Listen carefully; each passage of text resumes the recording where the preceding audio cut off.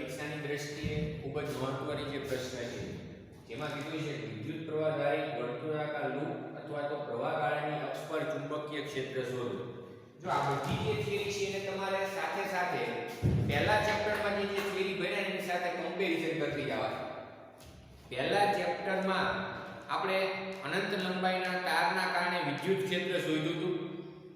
સમજજો, જેમાં ગોસના નિયમનો ઉપયોગ કર્યો હતો કે તારની લંબાઈ છે અનંત હોય તો ત્યાંથી કોઈ પણ અંતરે અંતરે આવેલા કોઈ પણ બિંદુ પાસે વિદ્યુત ક્ષેત્રનું સૂત્ર મેળવ્યું હતું.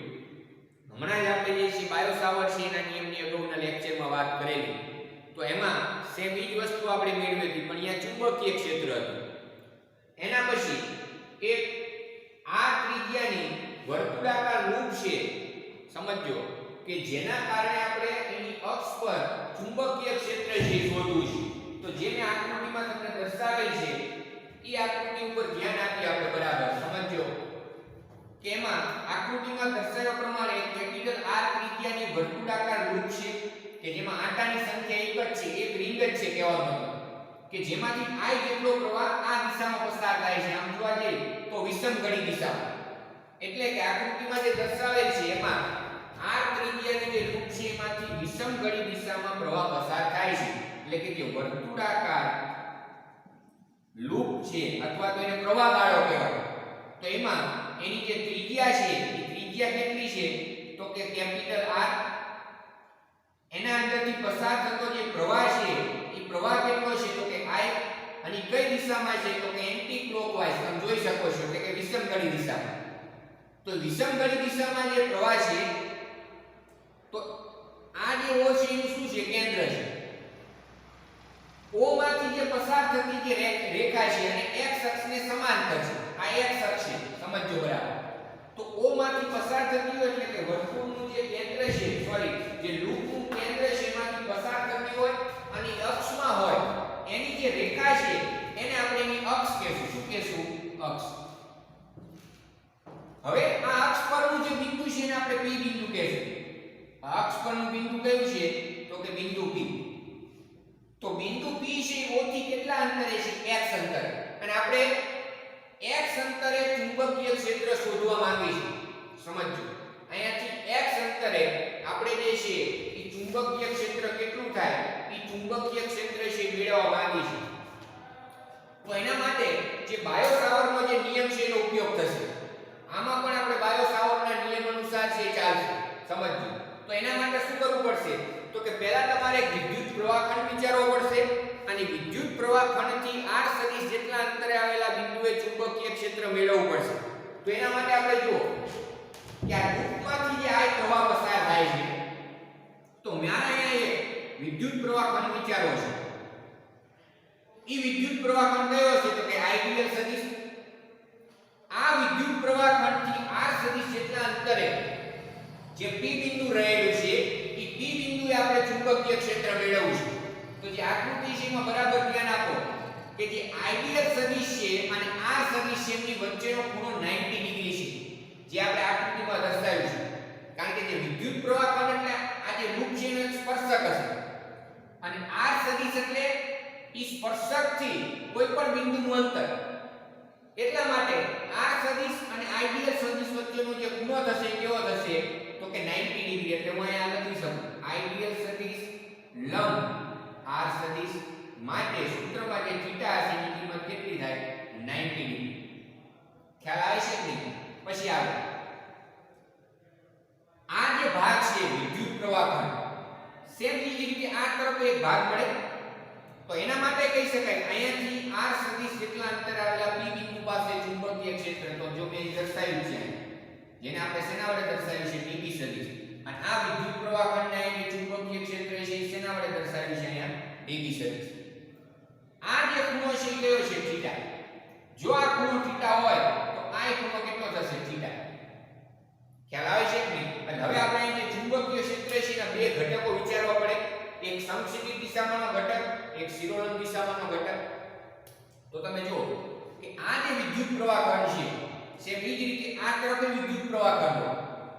તો આ બેના ચુંબકીય ક્ષેત્રના x અને y ઘટક હું દર્શાવું છું. જો તો પહેલા આનો જે x ઘટક દર્શાવો છે આપણે તો એ x ઘટક છે કયો થાય સમજો તો એ x ઘટકને આપણે ddx વડે દર્શાવશું એટલે કે આ ચુંબકીય ક્ષેત્રનો આ દિશામાંનો ઘટક તો એને કહેવાય ddx અને સૂત્ર શું થાય તો કે db cos θ સેમ એ જ રીતે આ જે ચુંબકીય ક્ષેત્ર છે આ વિદ્યુત પ્રવાહ ખંડને કારણે એનો આ દિશામાંનો ઘટક તો એ થશે dbx બરાબર db cos θ સરખો જ થાય કારણ કે તમે જોઈ શકો છો કે આ ડિસ્ટન્સ છે એનું સરખું જ છે એટલા માટે x દિશામાંનો ઘટક dbx બરાબર એક સરખો થશે બેયના સિનોલમ દિશામાંનો ઘટક આ ચુંબકીય ક્ષેત્ર છે એનો સિનોલમ દિશામાંનો ઘટક એટલે આ db sin θ અને આ જે ચુંબકીય ક્ષેત્ર છે એનો સિનોલમ દિશામાંનો ઘટક એટલે આ db sin θ હવે તમે આકૃતિ ઉપર ખાસ ધ્યાન આપો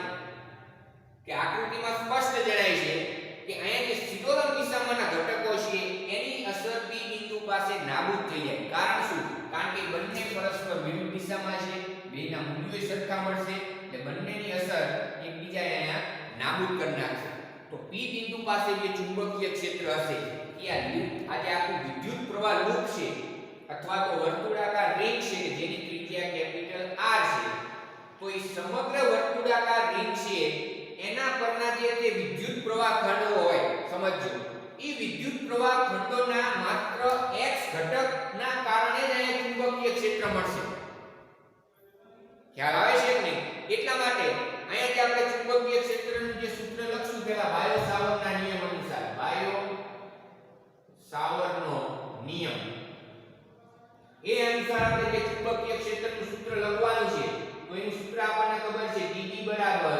μ0/4 પાઈ idl sin θ છેદમાં r2 આવું સૂત્ર આપણને ખબર છે હવે થીટાની કિંમત કેટલી છે તો કે 90 ડિગ્રી અહીંયા કિંમત મૂકશો એટલે સૂત્ર થશે μ0/4 પાઈ idl છેદમાં r2 કારણ કે sin 90 ડિગ્રી એટલે તો આપણને જે છે મિત્રો આ dB છે એની કિંમત મળી કે અહીંયાથી આ અંતરે આવેલા p બિંદુ પાસે ચુંબકીય ક્ષેત્ર આ પ્રમાણે હોય હવે જે આકૃતિ છે એમાં જુઓ કે આકૃતિમાં આ O અહીં એક નામ આપી દો કોઈ બિંદુનું M અને P O M P છે કાટકોણ ત્રિકોણ થાય આ 90 ડિગ્રી તો આ જે છે કર્ણ થશે એના સિવાયની આ બે બાજુ થાય તો આપણે આવું લખી શકાય આકૃતિ પરથી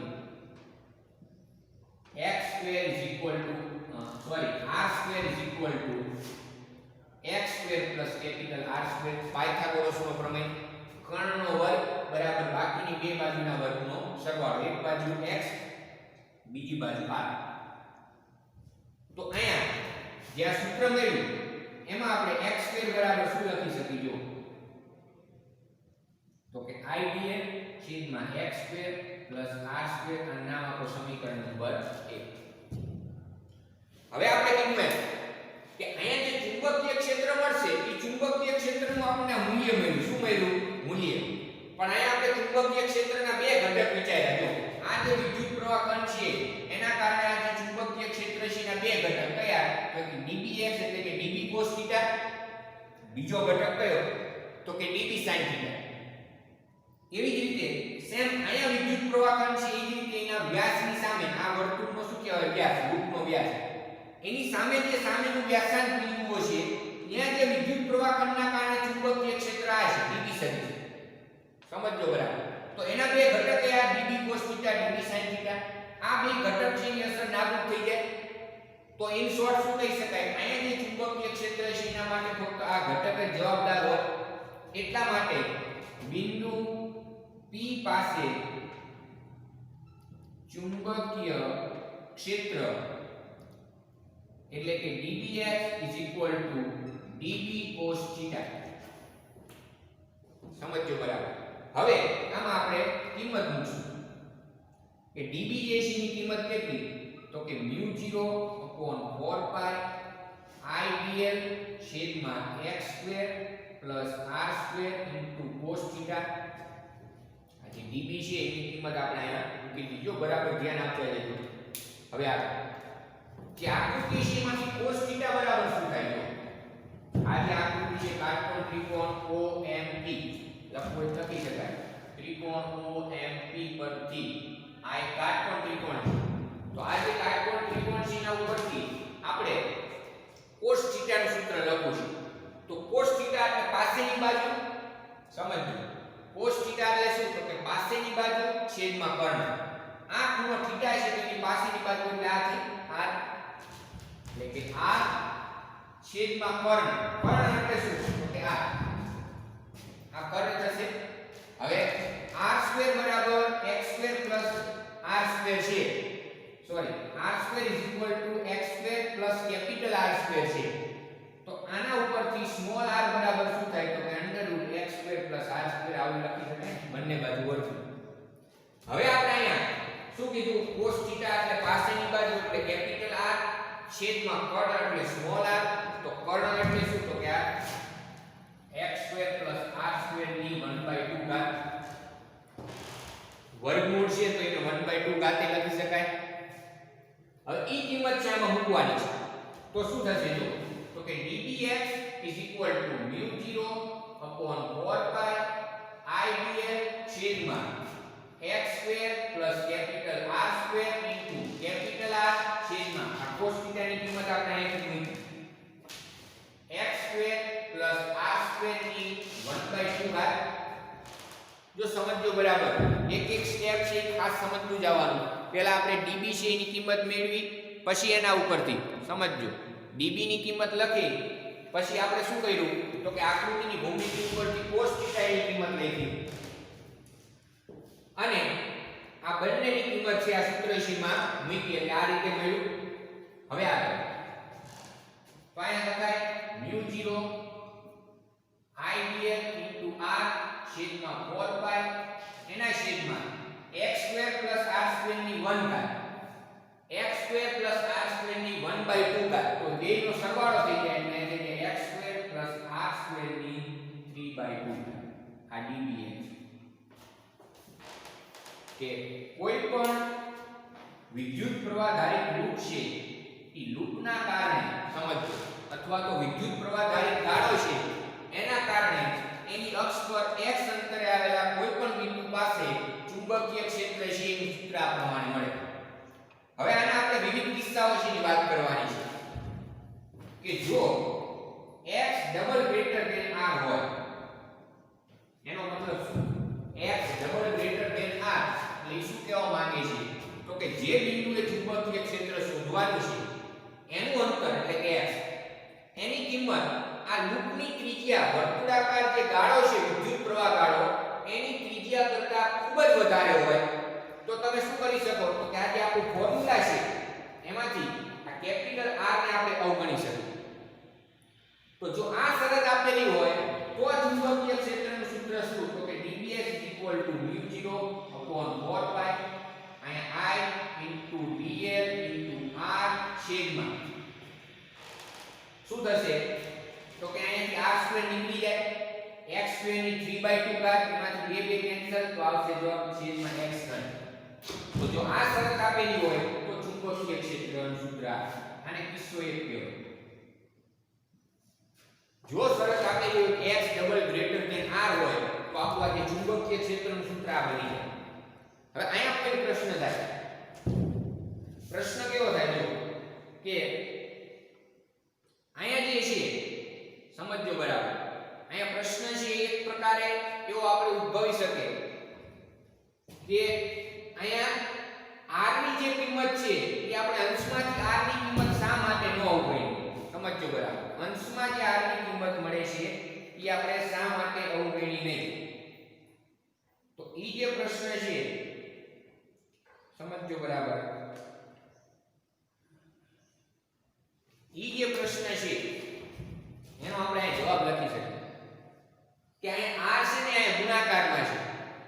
સમજો, ફિઝિક્સમાં જ્યારે કોઈ પણ વસ્તુ અવગણવાની હોય અથવા તો તમારે એક પદની સામે બીજા પદને અવગણવાનું હોય તો જ્યારે સરવાળા બાદબાકીમાં હોય ત્યારે જ એને અવગણી શકો. ખ્યાલ આવે છે કે નહીં? એટલા માટે આપણે અંશમાંથી r ને તો અવગણવાના પણ છેદમાંથી r ને અવગણવાના છે. સમજો બરાબર. હવે આ જે ચુંબકીય ક્ષેત્ર થયું સમજો, આને બીજું એક આગળ સૂત્ર લખી શકાય આ સાચું જ છે, પણ અહીંયા આપણે હજી આ dbx જ લખીશું. dbx નો મતલબ શું થાય કે માત્ર આટલા ભાગને કારણે જ અહીંયા ચુંબકીય ક્ષેત્ર. જો તમે સમગ્ર રિંગના કારણે ચુંબકીય ક્ષેત્ર લખવાની વાત કરો તો ત્યારે આનું સંકલન લેવાનું થાય સમગ્ર રિંગ પર. ખ્યાલ આવે છે ને? તો શું થાય તો જો એનું આપણે સમગ્ર રિંગ ઉપર સંકલન લઈએ, હવે આનાથી આપણે આ થોડું કાઢી નાખીશું. સૂત્ર છે આપણે મેળવી લીધું, સમજજો બરાબર. સૂત્ર આપણને મળ્યું dbx બરાબર μ0/4 pi idl into r છેદમાં x² + r² ની 3/2. આ સૂત્ર શું છે? તો એ સૂત્ર છે ચુંબકીય ક્ષેત્રનું સૂત્ર છે, પણ આમાં આવી સમગ્ર રિંગ નથી આવી. સૂત્ર સાચું છે, પણ એમાં સમગ્ર રિંગ નથી આવી. શું આવ્યું છે કે તો રિંગ પરનો આટલો જ ભાગ, એ જે વિદ્યુત પ્રવાહ ધારિત વર્તુળાકાર પ્રવાહગાળો છે એના ફક્ત આટલા ભાગને કારણે ચુંબકીય ક્ષેત્ર આપણને આ મળ્યું. હવે મારે એમ કહેવું છે કે સમગ્ર લૂપના કારણે બિંદુ P પાસે ચુંબકીય ક્ષેત્ર. એટલે હવે આપણે આ સમગ્ર રિંગ છે વર્તુળાકાર લૂપ છે ની વાત કરવાની છે.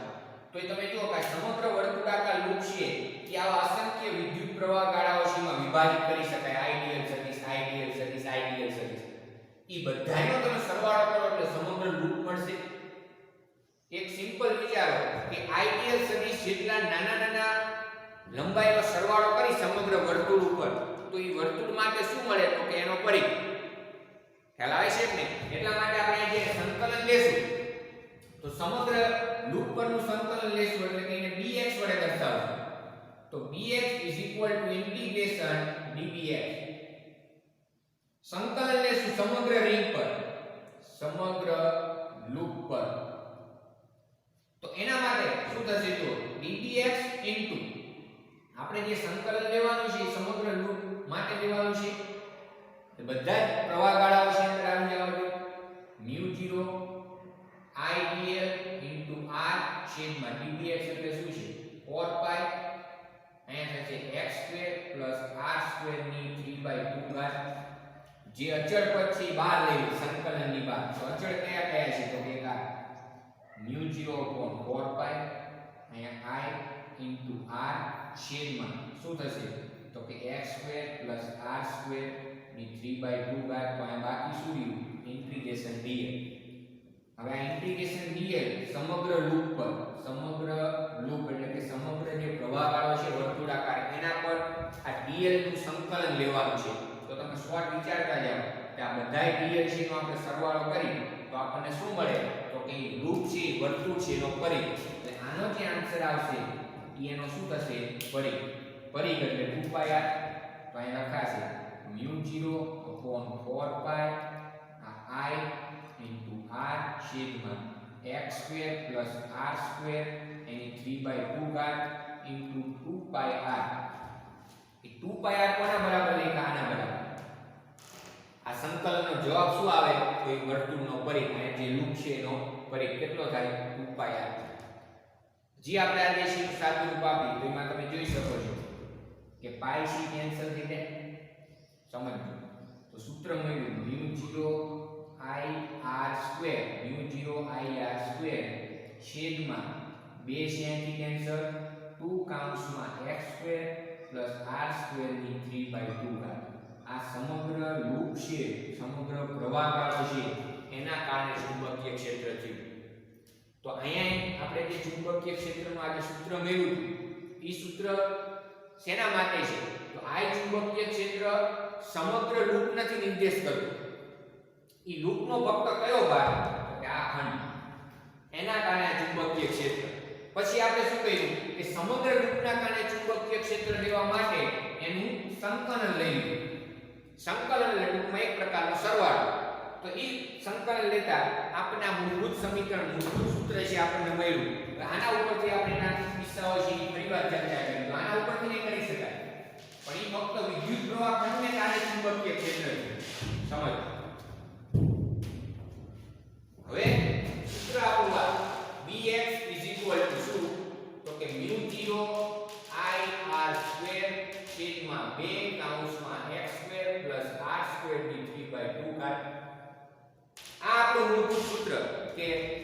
વર્તુળાકાર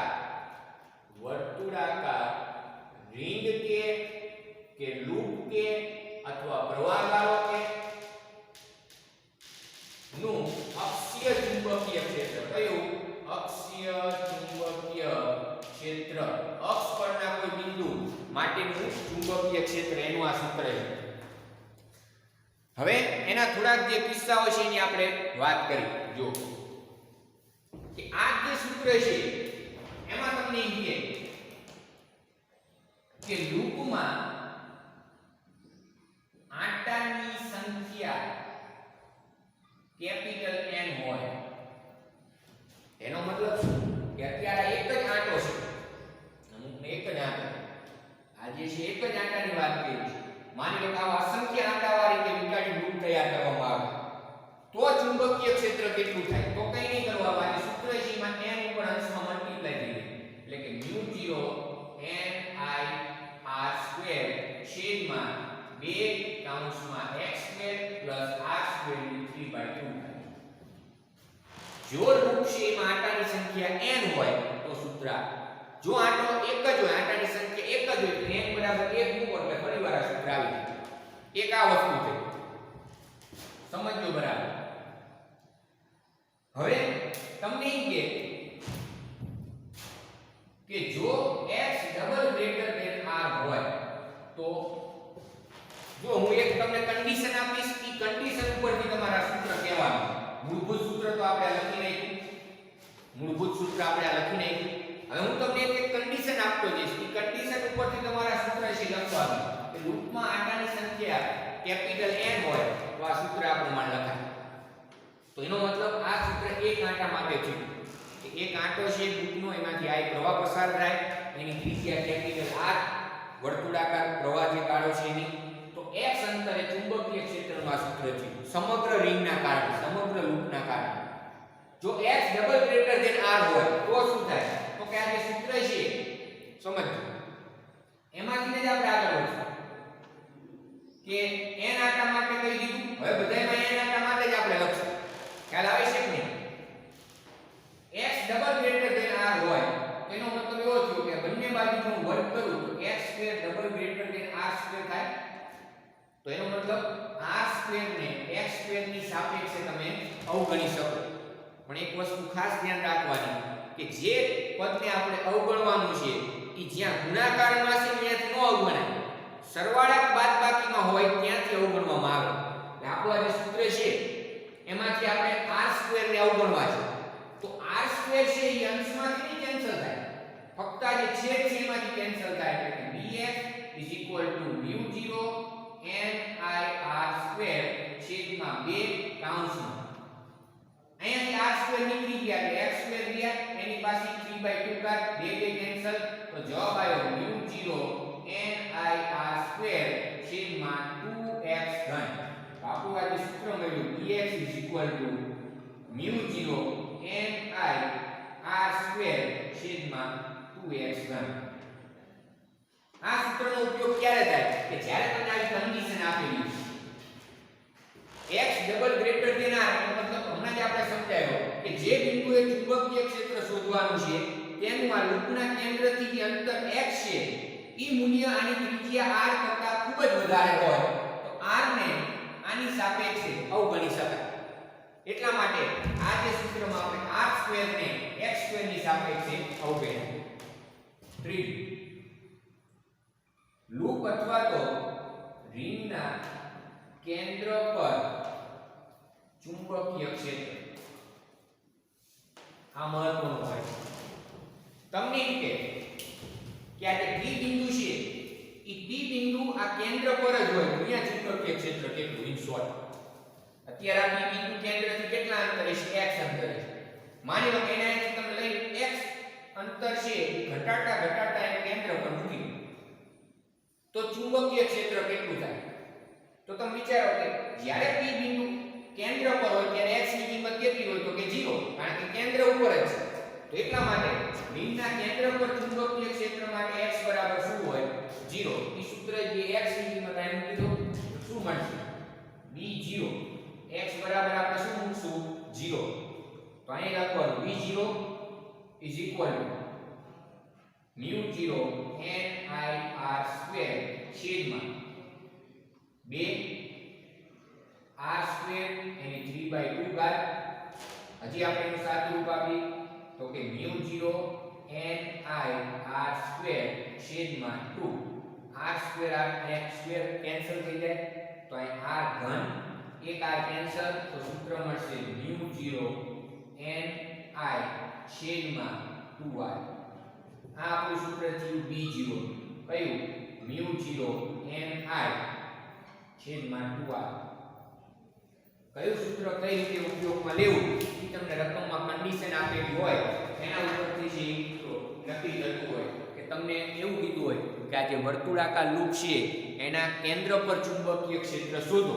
કેન્દ્ર પર કે ત્યારે આ ત્રણ કન્ડિશન આપણે મેળવી. લૂપમાં આંટાની સંખ્યા 1 હોય એટલે n બરાબર 1 મૂકી દો એટલે આ તમને કોઈ રકમમાં આંટાની સંખ્યાનો નિર્દેશ કર્યો હોય નહીં કે એક વર્તુળાકાર લૂપ છે એમાં આટલા આંટા છે એવું ક્યાંય કીધું હોય નહીં ત્યારે આ સૂત્રનો ઉપયોગ કરવાનો.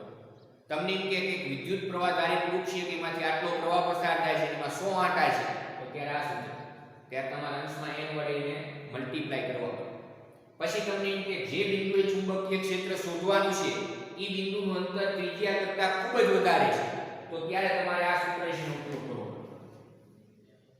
પછી તમને એમ કે લૂપ અથવા રીંગના કેન્દ્ર પર ચુંબકીય ક્ષેત્ર શોધો તો એનું સૂત્ર થાય mu 0 n I upon 2r. એટલે કે જે કેન્દ્ર છે એના પર ચુંબકીય ક્ષેત્ર છે એ લૂપની ત્રિજ્યાના વ્યસ્ત પ્રમાણમાં હોય. ખ્યાલ આવે છે કે કારણ કે કેન્દ્ર પર ચુંબકીય ક્ષેત્ર માટે x બરાબર શું લખશો તમે 0. હવે અહીંથી આગળ આ ચુંબકીય ક્ષેત્ર છે એની દિશા આપણે કેવી છે કે આ p બિંદુ પાસે ચુંબકીય ક્ષેત્ર છે કઈ દિશામાં છે સમજો. તો એના માટેની એક મેથડ છે જેમ આપણે બાયો-સાવર્ટના નિયમમાં ચુંબકીય ક્ષેત્રની દિશા દર્શાવી કે સમતલના અંદર તરફ અથવા બહાર તરફ સેમ એ જ રીતે અહીંયા જે ચુંબકીય ક્ષેત્ર છે એની દિશા દર્શાવી છે. જો માની લો કે આ લૂપ છે વિદ્યુત પ્રવાહ ધારિત લૂપ છે એમાંથી હું પ્રવાહ છે દર્શાવું છું કે ઈ જે પ્રવાહ છે એ આ રીતે આવે છે આમ ના દિશા. આ એક વિદ્યુત પ્રવાહ ધારિત લૂપ છે એમાંથી પ્રવાહ આ રીતે પસાર થાય છે તો આના કારણે જે બે બિંદુ દર્શાવું બિંદુ P અને K તો અહીંયા જે છે ચુંબકીય ક્ષેત્ર છે કઈ દિશામાં થાય આપણે કેવું છે y બિંદુ દર્શાવું છું P. તો જો અહીંયા આપણે ચુંબકીય ક્ષેત્રની દિશા દર્શાવી છે તો જે બાયો-સાવર્ટના નિયમમાં મેથડ હતી ચુંબકીય ક્ષેત્રની દિશા માટે એના કરતા એક્ઝેક્ટ ઓપોઝિટ થશે. બાયો-સાવર્ટના નિયમમાં આપણે ચુંબકીય ક્ષેત્ર જે દર્શાવી છે કે આ વિદ્યુત પ્રવાહ ધારિત તાર છે ત્યાંથી P બિંદુ પાસે ચુંબકીય ક્ષેત્ર કઈ દિશામાં હોય કઈ છે આપણે તો એના માટે શું કરીશું કે અંગૂઠો વિદ્યુત પ્રવાહની દિશામાં રાખીશું. અંગૂઠો વિદ્યુત પ્રવાહની દિશામાં આંગળીઓ જે છે એ તાર ઉપર આ રીતે વીંટાડીશું. આંગળીઓ અહીં અંદર તરફ ગતિ કરે તો એવું કહેતા હતા ચુંબકીય ક્ષેત્ર સમતલને લંબ અંદર તરફ. અને આ જ બિંદુ જો અહીંયા હોય તો અહીંયા આપણે ડોટ વાળા દર્શાવતા હતા ચુંબકીય ક્ષેત્ર સમતલને લંબ બહાર તરફ. મેન વસ્તુ શું કે જે દિશામાં પ્રવાહ એ દિશામાં અંગૂઠો રાખતા. અહીંયા એના કરતા ઉલટું થશે. અહીંયા આપણે શું કરશું કે જે લૂપ છે સમજો જે વર્તુળાકાર રીંગ છે કે જેનું સેન્ટર બિંદુ હોય છે તો એમાં જે આંગળીઓ છે એ વિદ્યુત પ્રવાહની દિશામાં ઉતારવા. એટલે કે કઈ રીતે તો કે જો માને વિદ્યુત પ્રવાહની દિશામાં આ રીતે ઉતારું તો જે અંગૂઠાની દિશા હશે ચુંબકીય ક્ષેત્રની દિશા નિર્દેશ કરે. ખ્યાલ આવે છે કે આ P બિંદુ પાસે ચુંબકીય ક્ષેત્ર આના કારણે સમતલને લંબ બહાર તરફ થશે. P બિંદુ પાસે ચુંબકીય ક્ષેત્ર સમતલને લંબ શું થશે બહાર તરફ. સમજો ઈ જ રીતે માની લો કે આમ હોય કે આ જે લૂપ છે એમાંથી આમ પ્રવાહ છે પસાર થતો આ દિશા આ એન્ટી ક્લોકવાઇઝ છે આ ક્લોકવાઇઝ તો તમે આંગળીઓ આ રીતે વિચારશો આના ઉપર આંગળીઓ આ રીતે વિચારવામાં આવે તો જે ચુંબકીય ક્ષેત્ર છે એ સમતલને લંબ અંદર તરફ જશે કોઈ પણ બિંદુ પાસે. જેમ આપણે અહીંયા વિદ્યુત પ્રવાહ ધારિત લૂપની વાત કરી ત્યાં ચુંબકીય ક્ષેત્ર કઈ દિશામાં થાય કેવું છે તો જો ફરીવાર આકૃતિ દોરું છું કે આમ આપણે પ્રવાહ દર્શાવ્યો હતો ખાલી આપણે જે તે આકૃતિ છે એની વાત કરશું. આ P બિંદુ, આ એની અક્ષ છે, આ શું છે? અક્ષ. હવે અહીંયા P બિંદુ પાસે ચુંબકીય ક્ષેત્રનું સૂત્ર તો આપણે મેળવી લીધું. Bx μ0 ni r² છેદમાં 2 કૌંસમાં x² r² ની 3/2. આ ચુંબકીય ક્ષેત્ર આટલું હોય, અહીંથી x અંતર ઇન શોર્ટ. આની ત્રિજ્યા r છે. આ O બિંદુ, અહીંયાથી x અંતરે ચુંબકીય ક્ષેત્રનું આ મૂલ્ય થયું. મૂલ્ય આટલું હોય. હવે ચુંબકીય ક્ષેત્ર P બિંદુ પાસે કઈ દિશામાં છે કેવું છે? એના માટે તમે જુઓ. તો અહીંયા જે ચુંબકીય ક્ષેત્ર છે એ આપણે એવું કહી શકાય કે આ P બિંદુ પાસે કઈ દિશામાં હોય? તો અહીંયા જે આંગળીઓ જે છે એને આ જે વિદ્યુત પ્રવાહકારી લૂપ છે એની ઉપર વીંટાળવાનું. એટલે પ્રવાહ આ દિશામાં પસાર થાય છે, એટલે કે આ તરફ સમજો. આંગળીઓ છે ને પ્રવાહની દિશામાં વીંટાળવાની. અંગૂઠાની દિશા ચુંબકીય ક્ષેત્ર દર્શાવે લૂપમાં. આમાં તાર હોય એમાંથી આંગળીઓની જે દિશા હોય એ ચુંબકીય ક્ષેત્ર દર્શાવે. કારણ કે ત્યાં તમે અંગૂઠાને પ્રવાહની દિશામાં રાખશો. તારની વાત છે. જ્યારે વર્તુળાકાર લૂપ હોય એમાં અંગૂઠાની દિશા ચુંબકીય ક્ષેત્ર દર્શાવે. તો તમારે આના ઉપર વીંટાળવાની આ રીતે આંગળી, એટલે આ રીતે આંગળી આના ઉપર વીંટાળવામાં આવે જમણા હાથના અંગૂઠાના નિયમ અનુસાર, તો જે અંગૂઠાની જે દિશા થાય સમતલને લંબ કઈ તરફ થશે? સમજો. આમ વીંટાળવામાં આવે તો સમતલને લંબ બહાર તરફ થાય. એટલા માટે ચુંબકીય ક્ષેત્ર આ દિશામાં હોય. P બિંદુ પાસે જે ચુંબકીય ક્ષેત્ર છે એ સમતલને લંબ બહાર તરફ થાય. માની લો આ જ રીતે જો વિદ્યુત પ્રવાહની દિશામાંથી ઉલટાઈ નાખવામાં આવે, એટલે કે આ રીતે, તો તમે શું કરશો કે આંગળીને આ રીતે વાળશો. તો અહીંયા અંગૂઠો આ તરફ રહેશે. એનો મતલબ શું થયું કે જો પ્રવાહ આ રીતે હોય તો અહીંયા કોઈ પણ બિંદુ આપેલું હોય, અહીંયા ચુંબકીય ક્ષેત્ર છે અક્ષ પર, અહીંયા ચુંબકીય ક્ષેત્ર સમતલને લંબ અંદર તરફ જાય. એટલે આ જે થિયરી છે એમાં પ્રશ્ન છે ખૂબ જ મહત્વનો છે. આખો પ્રશ્ન છે વ્યવસ્થિત તૈયાર કરી નાખવાનો. એના ઉપરથી એના જે વિવિધ દિશાઓ છે એ પણ ખાસ તૈયાર કરી નાખવાનો. ચુંબકીય ક્ષેત્રની દિશા કઈ રીતે શોધી શકાય એ પણ ખાસ હોવું જોઈએ તૈયાર.